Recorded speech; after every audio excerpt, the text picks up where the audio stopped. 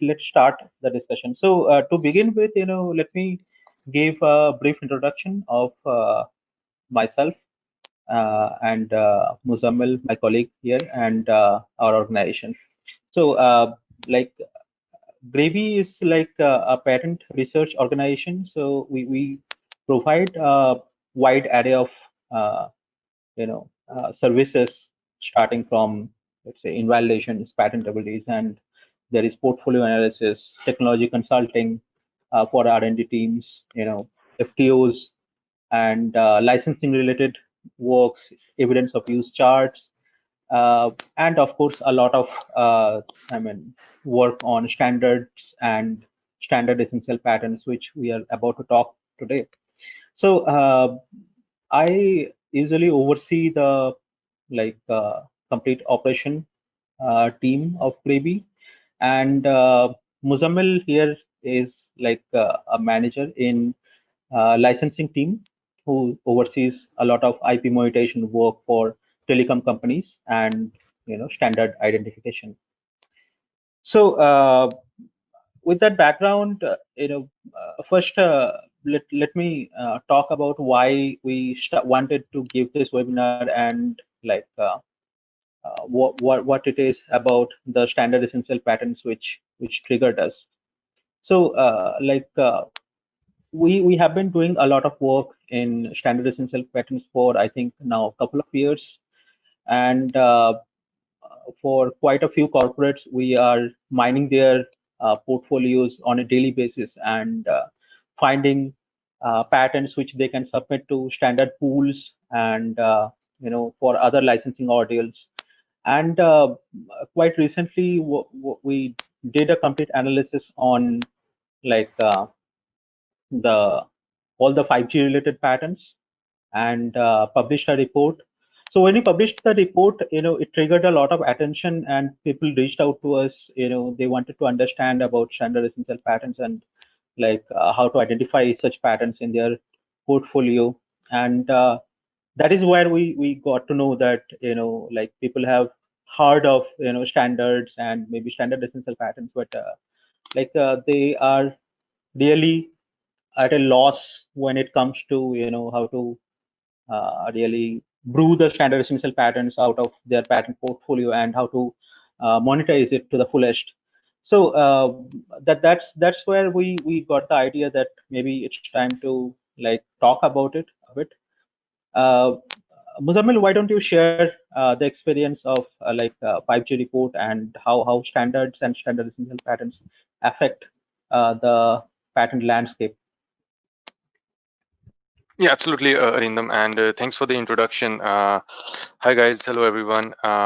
So before I start with, you know, sharing my experience related to the 5G report, essentiality check report that we have published a couple of months ago, I'd like to talk a little about what are standard essential patent. Even though I believe that most of the people who might have joined this webinar, who are the attendees here, they already have an idea what are the standard essential patents and why there is so much talk about these standard essential patents in the industry. But I would still want to give a very brief uh, overview of what we believe are standard essential patents. So in a very simple a very simplistic definition of standard essential patent is the patents which are essential or which are implemented for a standard to work. For example, if let's talk about 5G itself, the patents which are used or the inventions which are used for implementing the 5G technology in the devices or at the network side, all those patents, all those inventions would be termed as standard essential patents. So very basic definition, a very standardized definition as well. So now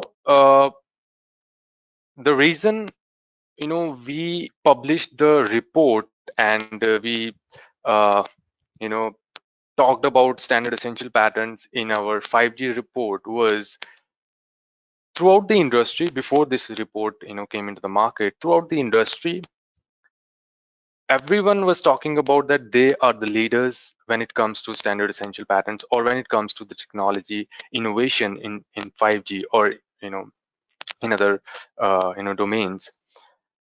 However, to get the true picture, about who actually is leading the race in 5G, or who actually has the most quality patterns which are implemented in the standard, that's where we thought it is very important that the industry knows about it. And so we gathered some courage, because it was a very intensive, if effort intensive, and it was a long it took a long duration to complete that task. We manually analyzed around about 6,400 patterns, and checked the essentiality of all of those patterns against the 5G standard, and then published the report. Now the thing is that when we did the 5G report, we picked the patterns which are already declared to the standard essential pattern. So I'll come to the definition of declared standard essential pattern, but for now you can just assume that we picked the patterns which were already available at or which were already you know uh, supplied by a standard organization, which is 3GPP, which is those patterns were supplied by them, that these are the patterns which are used in the standard. We manually checked all of those patterns one by one, reading the claims, understanding the technology, understanding the standard, mapped those against the standards, and identified that in the end, the conclusion was, which is also available on the report that is public, that only 1 out of 4 patterns is actually standard essential patterns. And that's why all the talk about standard essential patterns, because not every patent which is supplied by the standard organization is actually implemented in the standard, and that's why the gap comes in. So while doing that analysis, there is this one thing that I can assure you, that it was a very, very complex data. It was very difficult to understand the standard essential patterns, and then map those against the standard, because sometimes the terminologies differ, sometimes the interpretations differ, sometimes there is something in the file wrapper which is not there in the uh, which changes the complete interpretation, and there are a lot many things that goes on. So what apart from that 5G report, as Arindam has mentioned, we have a lot of experience in identifying the standard essential patterns from the portfolios of our clients, of big corporates, who has like more than 500,000 or 10,000 patterns. And so why is it difficult to identify the SEPs? As you could see, the question that I have pointed out on the screen, because checking 10,000 patterns is in itself a very, very long and effort intensive and a tedious task. You cannot go through each of those patterns in detail, and it is really difficult to narrow down to the patterns which are likely to be standard essential patterns. For example, if I take a case of a telecom company, uh, and you might if a telecom company has like 10,000 patents, you would say that out of 10,000 there would be like 6,000, 7,000 patents which are related to the telecom domain. So how do you zero down or narrow down to those patents which are related to the standards, relating to the telecom domain, and relating to the standard, or being implemented to the standard? There is a gap in between. So that's where what we are going to talk about. And Mhm. that's where the thing about that, how to identify, that's why we wanted to talk about that, how we should identify, or someone should identify the standard essential patterns, because we have done that in the past, helped a lot of clients in doing that, and I believe that will be Mhm. really helpful for you as well. So, Muzammil, when we are talking about all these standard essential patterns, I just want to top up with one fact. Of course, there is like 5G is on the rise, and everyone is discussing the standards because of 5G, because it is penetrating everywhere in the technology field, like let's say automobile or IoT everywhere. But if you really see, I mean, the standards and standard essential patterns are really floating everywhere. I mean, like for example, in media streaming, if I take so recently, I have I mean, like observed I mean, slew of requests from our clients about like which are the patterns which are essential to the video standards. So, for example, MPEG standards, or maybe I mean H.265, or the new upcoming standard BBC.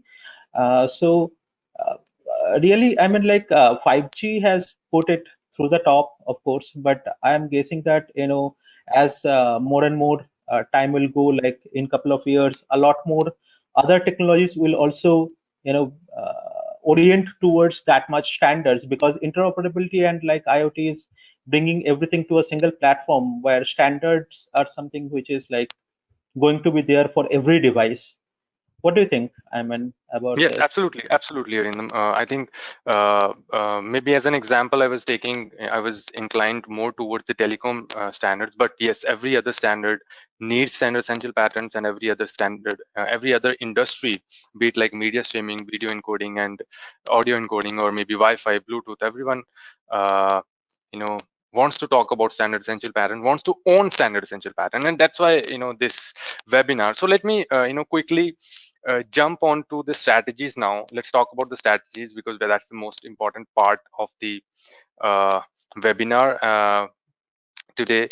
So, one thing that I can assure, that a lot of strategies that we are going to talk about, a lot of those are very general. You would say that we already know, and we do that while doing the infringement search, or while evaluating a patent, or while understanding what would be the market of the patent, or how many companies might be using the invention. But the only catch here is that when it comes to standard essential patents, you should know how to implement those strategies, because that's very important, knowing how and which way to take when implementing those strategies. So the first strategy that I'm going to talk about, it is checking if any of the patent citations is a declared standard essential patents. So now, it is a very obvious thing. A lot of my friends in the industry use this strategy of checking the patent citations, the forward or the backward citations, to understand which companies are citing the invention, which companies are likely to be using the invention, or which company might be interested in the invention. However, when it comes to these standard essential patents, while checking the patent citations, you just need to change the strategy a little. You need to check which of the patent citations have declared standard essential patents. So now, this is the point where I want to talk about what is the declared standard essential patent. Generally, when I talk about standard essential SEPs, uh, I categorize the patents in two categories. One are declared patents, and the other category is the truly essential patents. So now, what is the difference between both of those? Declared are the patents which are voluntarily declared by the companies to the standard organizations, which may or may not be used in the standard.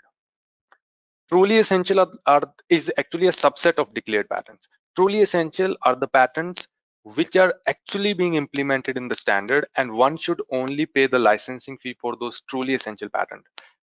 As I said, during the start of this webinar, that when we checked the essentiality of the declared standard essential patents to 5G, we figured out that only 1 out of 4 declared patents is a truly essential patent, is actually being implemented in the standard. So, why we are talking about this strategy? Because if any of the patents in the citations is declared to the standard organization, then it is likely that the patent that you're working on, or the patent that you have uh, figured out, or that the subject patent, it is likely that it is talking about something related to the standard, or it is likely that it may also be a standard essential patent. So now the question comes in, that how do we identify those declared standard essential pattern, and that's you know readily available. So this is an example of ETSI. it's again a telecom standardized body. On 3GPP on ETSI, you can easily get the declared standard essential patents. You can easily get a list of all the patents which are declared, voluntarily declared by the companies. For example, in this snapshot, this one patent by ZT is declared by the company as standard essential to 5G. So once you have this, so there are ways to use this. How do we use? We download all the data, all the declared patents, and then we keep on checking that if any of those are coming into the citations of the portfolio that we are working on. So this is a very helpful strategy, and this helps you to narrow down the set from like 10,000 to maybe 2,000 or maybe 2,000 patents that you can further refine. Hmm. Yeah. And like coming to citations, I mean, while we are talking about citations, so there are like non-patent citations as well. I mean, and from the non-patent citations also we can utilize the data to figure out which patents can be, I mean, SEPs. So one of the ways we do that is like if in the non-patent citations examiner has cited some sort of technical standard, or maybe any kind of change request which is submitted to the standard, or any draft which is submitted to the standard, then we pick that particular standard, or maybe change request or draft, and we try to identify that which standard the technology can be a party to, and we evaluate that whether the patent is also, I mean, like the technology of the patent is also present in the standard or not.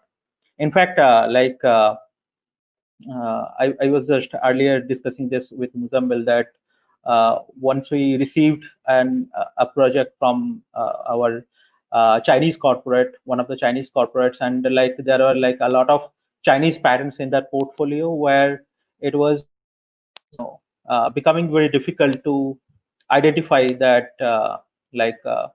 I mean, from the keywords and phrases, it was difficult to identify that where the technology can be, and it was difficult to identify the patents as well.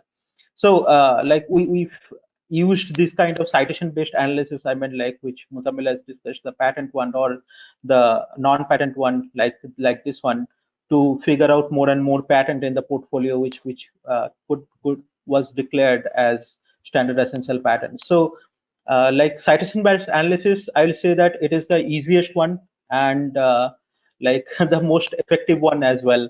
I mean, in the preliminary stage to identify the SCPs. Yes, absolutely. In the not limiting to the patent citations, the non-patent citations also helps.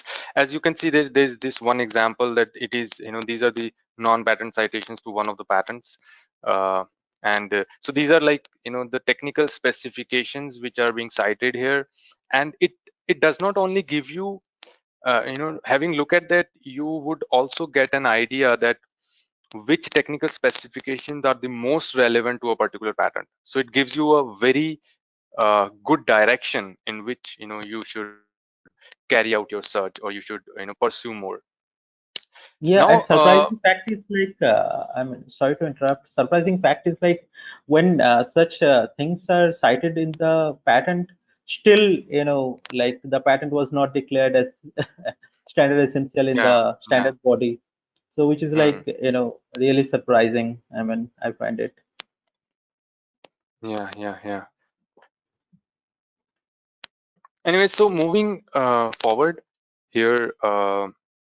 As I said that there are a few things that I'm going to talk about. You would say that we always do that in the usual search, but as I said that the the strategy and the way it is being implemented, it changes when it comes to standard essential patents.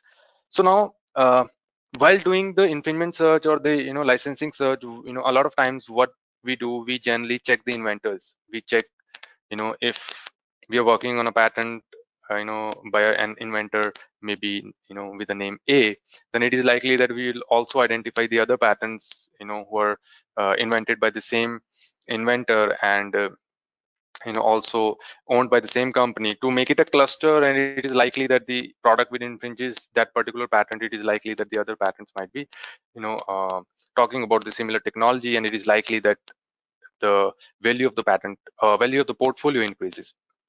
So now a very similar strategy, but in a very different way. Every company has their own delegates which represent the company and participate in the 3GPP's meetings. Now, 3GPP is one example here. Again, if you talk about VVC standard, H. 265 standard, MPEG standards, or maybe Wi-Fi, or maybe Wi-Fi 6, at the upcoming standard, or the Bluetooth standard, every company sends their delegates to attend those meetings. And what we have experienced, that most of these delegates have their patents. They are the inventors or in several patents. So if our experience believe have helped us identify good standard essential patents from a portfolio which are invented by these delegates, because they are the ones who are actually participating in the meetings, and they are the likely ones who are actually helping the company develop the standard or file the inventions which are very similar to what is being discussed in the 3GPP's meetings, right? So for example, let me give you one example here. For example, here you can find the list of these delegates on 3GPP's website. If you are looking for some other media streaming or other standards, you can find this list. You just have to maybe navigate through the website, do a little research on your own, and you would be able to identify the list of all the participants which are there. So for example, in this case, if there is this highlight, we have highlighted this particular man, this particular person, Dr. Wang from AT&T. He's been a part of, he's being a delegate to the standard, to the 3GPP standard, and for AT&T, and he was also the principal member of technical staff for AT&T, and he has a lot of patents on his name. So if we go ahead and check the patents, in which Dr. Wang is an inventor, it is likely that it may give you another good direction to pursue, to identify standard essential patents in an effective way. Yeah, yeah, definitely. So, I mean, talking about the next strategy, like we have in our kitty is clusterization, I will say, I mean, of concepts. So during the release of different 3GPP standards, or maybe in case of Wi-Fi, there are different versions that are coming, like Wi-Fi 6 is coming, and in case of video 8, I mean H.266, which is like VVC standard that is coming. And everywhere when these like new versions come, there are bound to be new concept introduced in those cases. So for example, in case of 5G, let's say V2X standard got introduced in 5G, which is like, a merging of telecom and automobile. Similarly, there are like very important concept which was introduced in LTE advanced, which is like carrier aggregation, and it was not present before LTE advanced. So everywhere, like these sort of concepts introduced in every release or new versions, and what we usually do is we keep such a as glossary items, like in LTE these were the terms, in 5G these were the terms, and when we extract patterns based on those concepts, particularly targeting on those concepts, it becomes very easy to figure out, like to actually see that they are very much close to the standard itself. So if you extract a patent which is related to, let's say, turbo coding or femtocells, and they're claiming about those concepts, so it it is also becomes very much easy to check it with compare it with LTE standard, because in LTE, the femtocell has been introduced and it was discussed at length in different standards. So if you search femtocell, you will get a definite number of standards, let's say 3 4 standard, and you can check those sections, I mean, corresponding to the pattern that you have.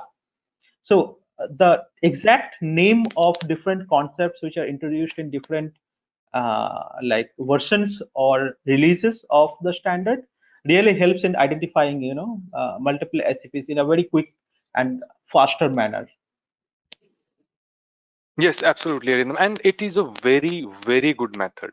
Means I have tried it out in not only to the standard essential pattern, but I have tried it out in many different other services. While maybe just identifying patterns targeting a particular product. So in that case, we identify the core features, we set traps within the portfolio, focusing onto that core features, and we I think more often than not we identify these good leads by using this strategy. Now, so far the strategies that we have discussed, you might have observed that these many strategies are the ones which can be easily implemented. If you know about it, you can go ahead and implement it. The next one that I'm going to talk about, this is the strategy that can only be implemented if you very well understand the standard, if you understand the processes, how the standard is being developed, if you understand that how the proposals are coming from the different companies, how those proposals are then drafted into a standard, then how it is being launched. If you know the complete process, if you read about it, understand it, or maybe are following that, then only you would be able to apply the next strategy, or you would come to know that such a strategy can also be helpful. So what I'm talking about is identify the change request submitted by a company. So now change request is a very narrow terminology which is used by telecom standards, especially 3GPP. But if you go to the other standards, for example VVC, then they don't use the change request terminology. They use a proposal submission technology.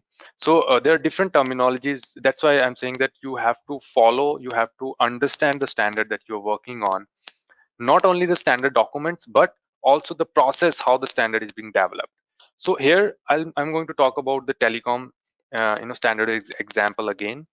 So the change requests actually are the documents which are submitted by the companies when they want to uh, provide, or when they want to initiate a discussion towards changing a particular invention or particular technology inside the standard.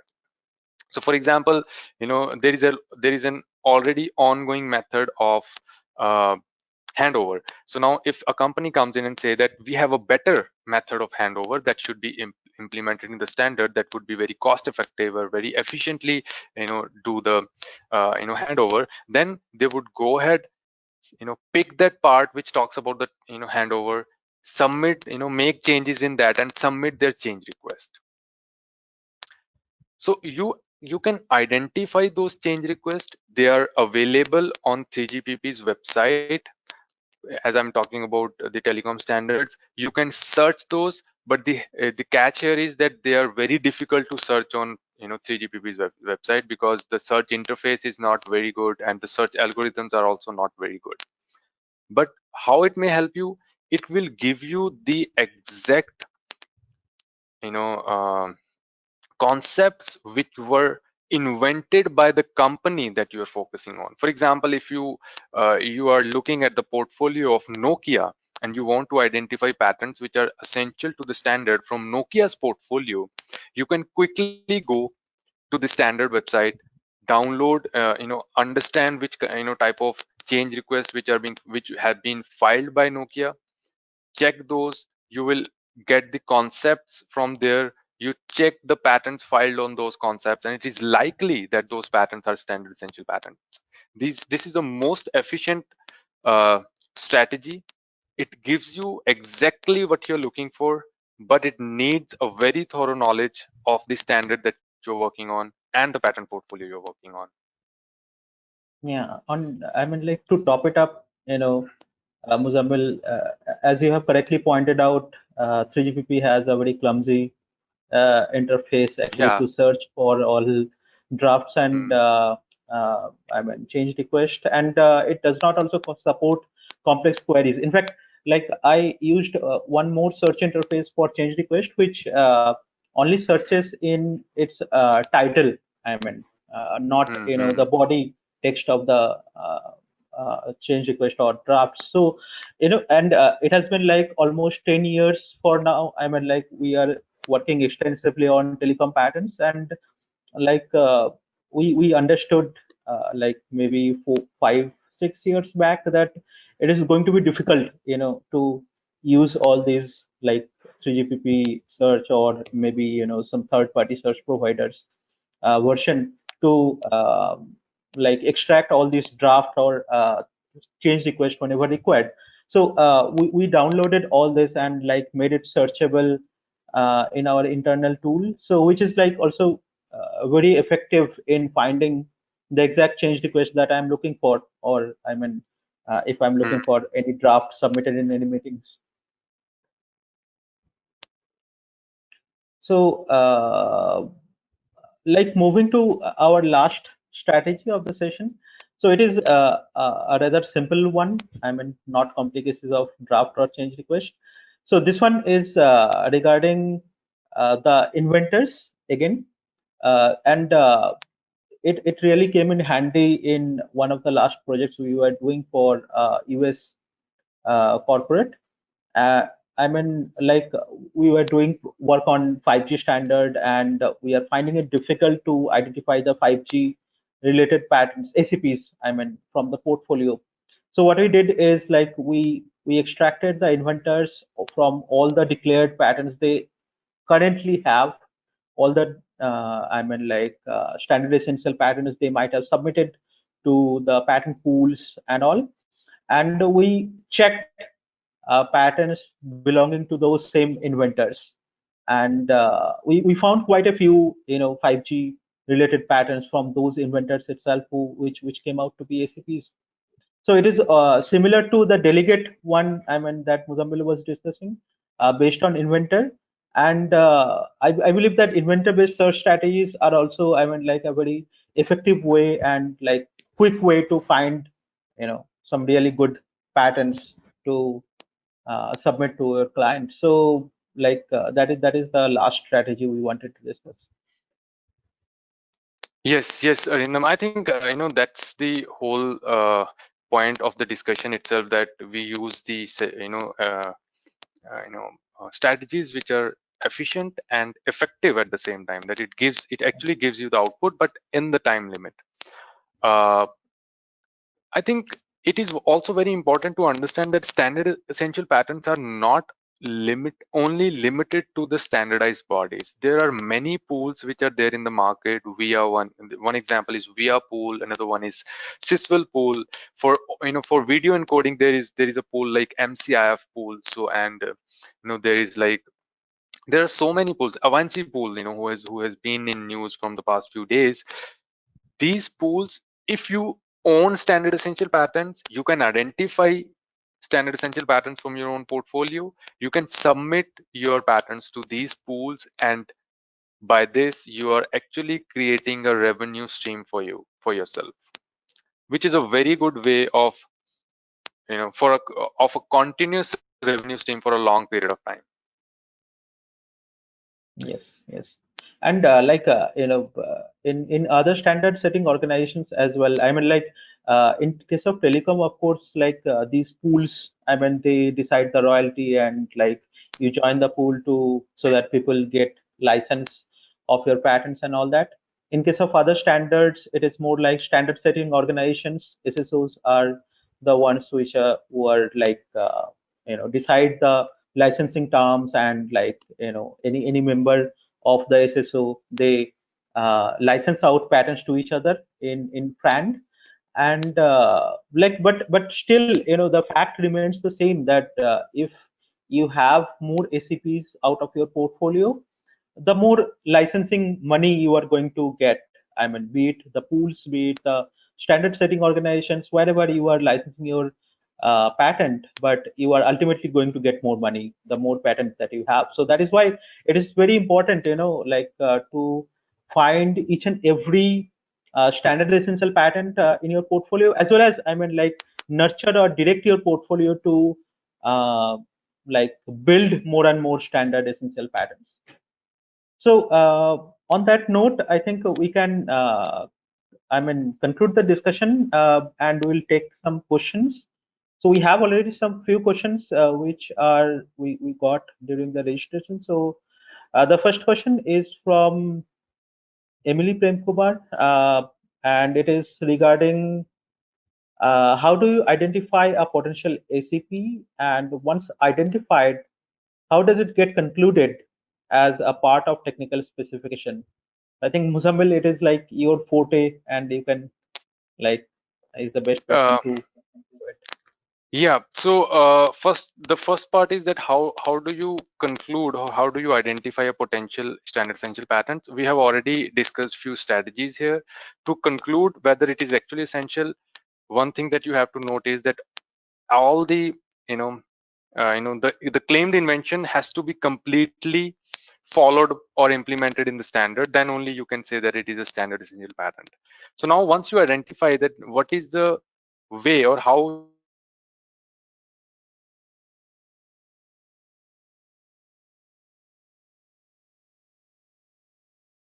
actually submit a patent to the how you can actually submit it to the pools. I think that's the second part, right, Arinam? Yes, absolutely. I think I lost you for a few seconds there. Is it Yeah, like I'm my sorry. internet connection was bad, or I mean, was it at your end? I do I not think know, but I think that was because of network. Yeah, yeah. Yeah, so I was saying that once you identified, as we have already discussed the strategies, once you identified a pattern completely overlaps our standard, then the next step is how to submit those to the pool.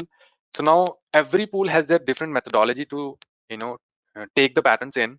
I will, give you few examples. For example, if you want to submit a patent to 3GPP, to the, standard setting organization of telecom standards, then 3GPP has different organizational partners. ATIS is there, TTA is there, Arib is there. So there are different organizational partners. You just have to check which, the company that you're working for or your own, firm, do they have, you know, uh, do they have link to those organizational partners? You can submit the patents to them.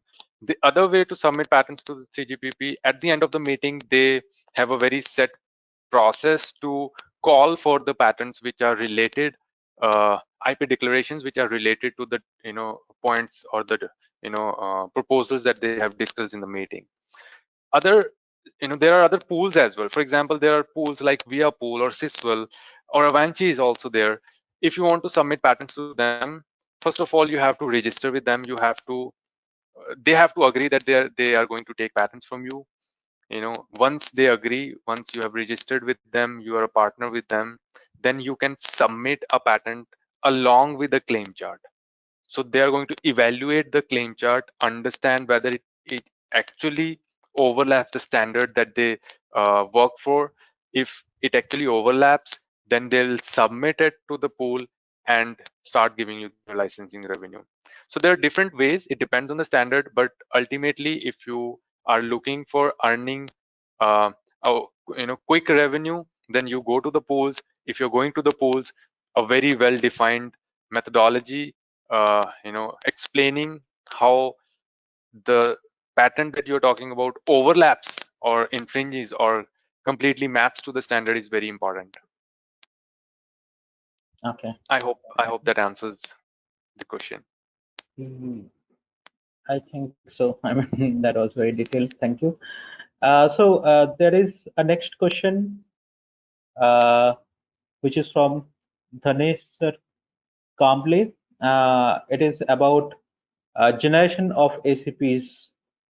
So how you can generate more ACPs. So to answer this particular question, like I'll say that one thing for sure is that invest more and more time in or money in research and development, and like you send your researchers to the standard setting organizations, be a part of it, participate in their meetings, and contribute there. So the more you will be a part of it, the easier it will be to build the SEPs, the culture that you want in your R&D team to, nourish the SEP tree basically. And other than that, there are like very quick ways as well. Like for example, you might hire some inventor who is like has filed a lot of SEPs. So that is why we can help, for example, to find such inventors. Or maybe you can buy some patents from companies, like SEP patents from companies. Now, of course, like since they are like SEP patents, they might be I mean expensive, but that is another quick way of like getting it. Or maybe if you are a big fish, then you can uh, take over some small players. So, for example, like MEC NPN is like a very good example. So, MEC is like multiple access edge computing, which is like a newer standard which is being built along with 5G. Inside 5G itself, like V2X, and like all the cloud compute companies which are like a part of the ecosystem who supplies the infrastructure to like telecom companies, they are also like coming under this MEC standard. And in a few years back, when this pattern started, a lot of small companies started developing MEC servers and all. So they also started developing patents and technologies about it. And now the big players are acquiring them, the cloud companies like Microsoft or Alibaba or Google, and they are also getting the technologies that are behind those companies. So that can be another way of getting the ACP related technologies maybe in your kitty. But the strategy depends, but of course the best way is to generate it organically. Like if you can generate the culture in your organization, if you have good researchers, if you spend money in making them like participate in different standard setting organizations, then definitely like you are going to get more recipes.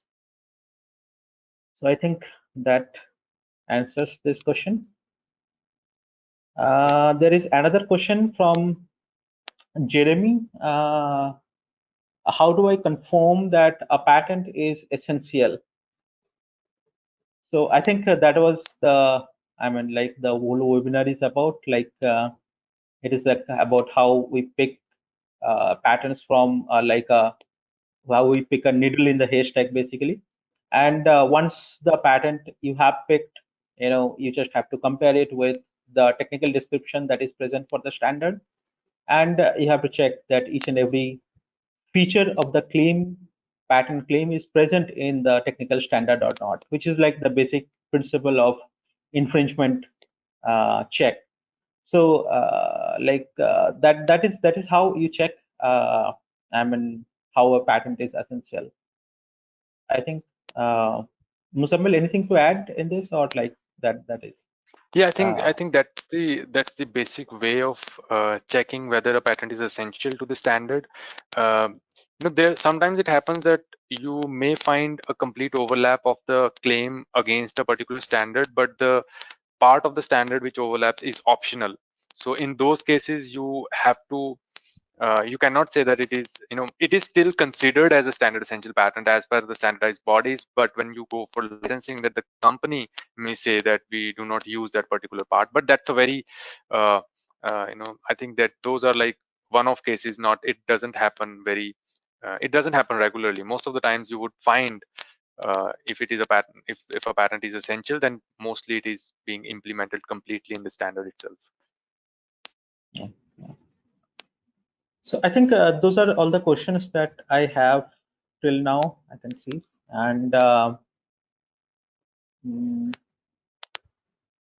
I think that will be all, because I did not see any more questions. Okay, I think then we can Okay. conclude, wrap it up. I think it was good having a discussion with you, Arindam. It was good talking to all the other attendees who are there. I hope we were able to pass on the message that we wanted to. Yeah, sure. Thank you everyone for participating. Thank you for joining. Have a nice day ahead. Bye bye. Yes, bye bye.